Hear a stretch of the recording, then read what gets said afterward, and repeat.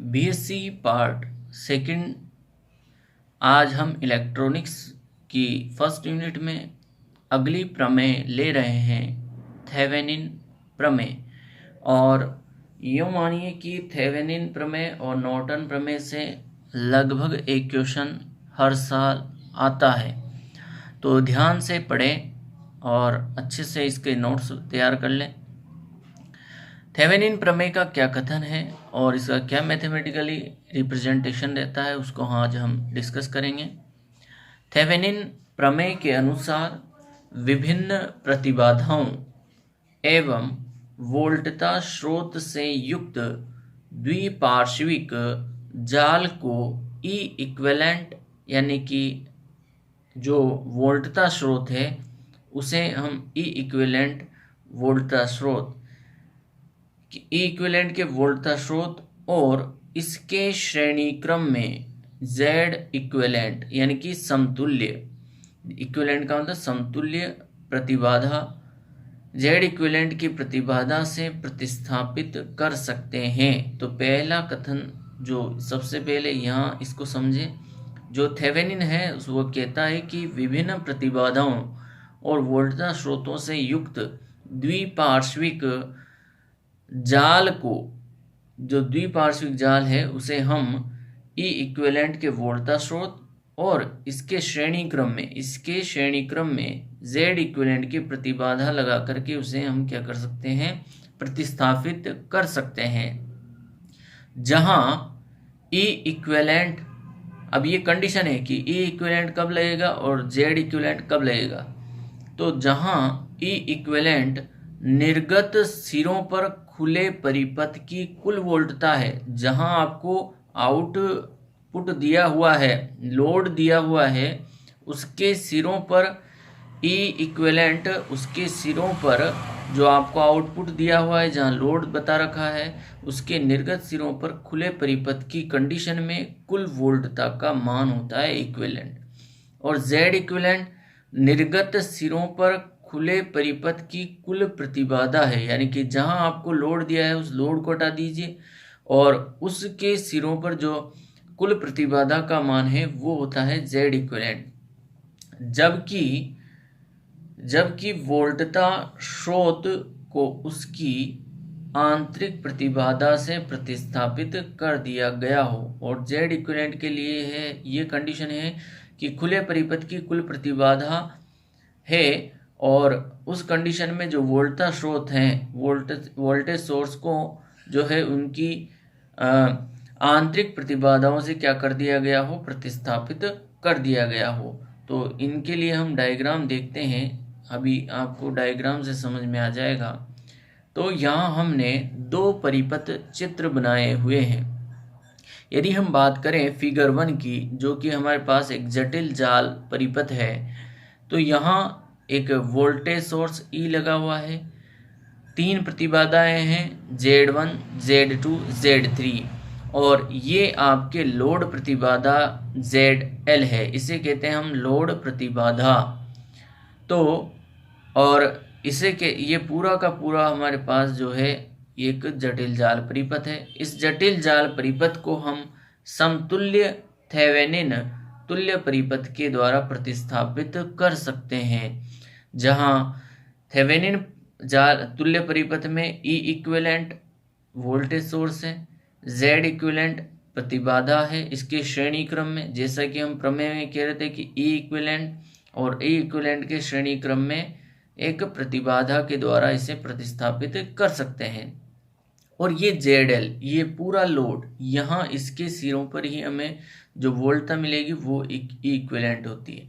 तो हम इस पूरे जटिल जाल परिपथ को इस थेवेनिन तुल्य परिपथ के क्या कर सकते हैं, प्रतिस्थापित कर सकते हैं। तो सबसे पहले हम बात करते हैं जो हमारा फिगर 1 है, फिगर 1 से बंद लूप ABEFA में किरचॉफ के सेकंड लॉ से। तो सबसे पहले हम देखते हैं ABEF जो है उसमें क्या है। तो हमारे पास देखिए ABEFA ये एक लूप है सबसे फर्स्ट, तो इसमें हम वर्क करेंगे। तो Z1 I1 Z3 I1 minus I is equal to E, ये इसकी इक्वेशन बनेगी। इसी तरह जब हम वर्क करेंगे B C D E B में, तो इसके लिए जो समीकरण तैयार होगी वो होगी Z2 I ZL I Z3 I minus I1, क्योंकि इस 5 में प्रवाहित धारा I है, तो इसकी बात करें तो I को पॉजिटिव I1 को नेगेटिव लेंगे। इस तरह से हम यहाँ इक्वेशंस डेवलप करेंगे। तो बात करते हैं ए बी ई एफ ए में किरचॉफ के सेकंड लॉ से। Z1 I1 plus Z3 I1 minus I is equal to E. तो यहाँ दोनों में से I1 को कॉमन लिया तो Z1 Z3 I1 minus Z3 I is equal to E, equation first. अब हमने जैसा कि अभी कहा था वैसे उसी के अकॉर्डिंग हम loop B C D E B में किरचॉफ का सेकेंड लॉ अप्लाई करते हैं। तो Z2I plus ZLI plus Z3I minus I1 is equal to 0, Z2I plus ZLI plus Z3I minus Z3I1 is equal to 0 के रूप में equation मिलती है। तो यहाँ से हम I की वैल्यू फाइंड आउट करते हैं, I1 की वैल्यू फाइंड आउट करते हैं। तो I1 बराबर हमें मिलता है Z2 Z3 ZL upon Z3I के रूप में हमें इक्वेशन नंबर 2 यहाँ फाइंड आउट होती है। अब जो इक्वेशन नंबर 2 है, यहाँ से I1 की वैल्यू हम इक्वेशन फर्स्ट में I1 की वैल्यू यहाँ रखेंगे। तो वैल्यू रखने पर हमें जो सॉल्यूशन फाइंड आउट होता है वो इस तरह से रहता है। तो वैल्यू रख करके हमने इसको सॉल्व किया तो यहाँ Z3 का स्क्वायर तैयार होता है। Z3 के स्क्वायर से Z3 का स्क्वायर यहाँ कैंसिल आउट हो गया। कैंसिल आउट होने पर हमें I की वैल्यू मिलती है Z3E, इस Z3 को इधर भेज देंगे, Z3E Z1 Z2 Z1 Z3 Z1 ZL Z3 Z2 Z2 Z3 के रूप में Z3 ZL के रूप में हमें इक्वेशन नंबर 3 यहाँ फाइंड आउट होती है। यानी कि I की वैल्यू, यानी कि जो लोड है उस लोड में प्रवाहित धारा की वैल्यू यहाँ हमें फाइंड आउट होती है इस तरह से। अब ये जो हमारे पास फर्स्ट डायग्राम था जटिल जाल परिपथ, उसके अकॉर्डिंग हमने जो है I की वैल्यू फाइंड आउट की। अब हम थेवेनिन प्रमेय को अप्लाई करते हैं। थेवेनिन प्रमेय के अनुसार भी हम I की वैल्यू फाइंड आउट करते हैं। तो थेवेनिन प्रमेय के अनुसार यदि हम I की वैल्यू फाइंड आउट करें तो हमें फिगर 2 को देखना होगा। तो फिगर 2 में हम जाते हैं, एक बार उसको देखते हैं। ये रहा हमारे पास फिगर 2। तो यहाँ I ZL में जो I धारा प्रवाहित हो रही है, तो इसके लिए हमें इस तुल्य परिपथ के लिए हम जो किरचॉफ का सेकंड लॉ अप्लाई करेंगे तो Z equivalent I ZL I is equal to E equivalent हमें फाइंड आउट होगा। तो इससे इस समीकरण को सोल्व करके हम I की वैल्यू फाइंड आउट करते हैं। तो देखिए, तो फिगर 2 को जो कि तुल्य परिपथ है के तुल्य माना जा सकता है। अतः थेवेनिन तुल्य परिपथ से हम यदि फाइंड आउट करें तो I इज इक्वल टू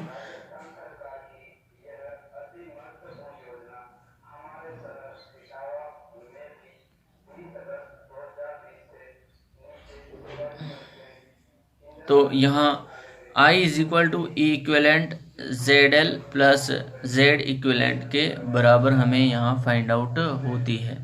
इस तरह से हमें ये यहाँ फाइंड आउट होती है इक्वेशन नंबर। तो अब हम वहाँ जो हमारे फॉर्मूले में E इक्विवेलेंट की वैल्यू आई है और Z इक्विवेलेंट की वैल्यू आई है उसे फाइंड आउट करते हैं, उस पर वर्क करते हैं। तो हमने E इक्विवेलेंट के लिए कहा है कि E इक्विवेलेंट क्या है, जो आपका लोड है उसको यदि ओपन कर दिया जाए तो उस कंडीशन में जो आपके पास इसके सिरों पर जो वोल्टता का मान होगा वही आपके E इक्विवेलेंट के बराबर होगा।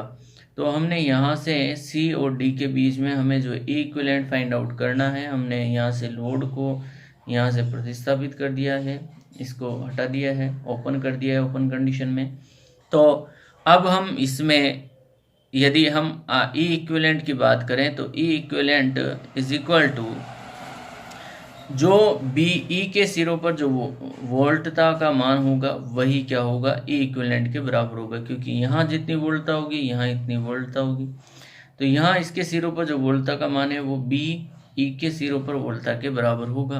तो यहाँ यदि हम बात करें ई इक्विवेलेंट की तो I1 Z3 के बराबर ये वोल्टता का मान होगा। इससे देते हैं question number 5। Loop B A B E F A में बात करते हैं किरचॉफ के सेकेंड लॉ से। तो Z1 I1 Z3 I1 is equal to E. तो Z1 यहाँ से I1 को हम कॉमन लेते हैं तो I1 बराबर ई अपॉन